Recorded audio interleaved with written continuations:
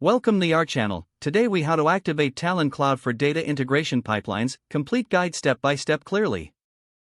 To activate Talend Cloud for your data integration pipelines, start by visiting the official Talend website.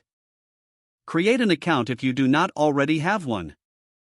Log into your Talend account using your credentials. Once logged in, navigate to the Talend Cloud section of the website. Select the option to start a free trial if you are a new user. Review the terms of service and privacy policy before proceeding. Click on the button to activate your trial or subscription. Fill in the required information in the activation form.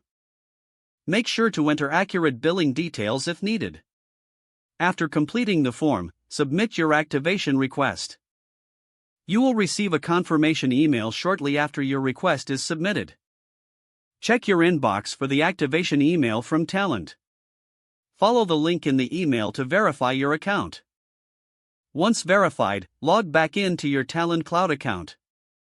On the dashboard, locate the option for creating a new data integration pipeline. Select the type of pipeline you want to create. Choose the appropriate connectors and components for your integration needs.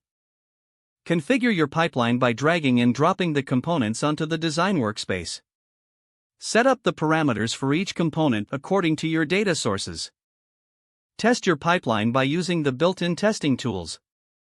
Once everything is set, save your pipeline.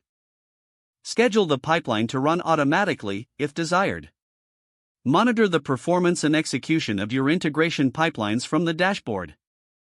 Explore additional features and functionalities offered by Talend Cloud to enhance your data integration processes. With these steps, you have successfully activated Talend Cloud for your data integration. If the page does not load, refresh the browser or try again in a private or incognito window.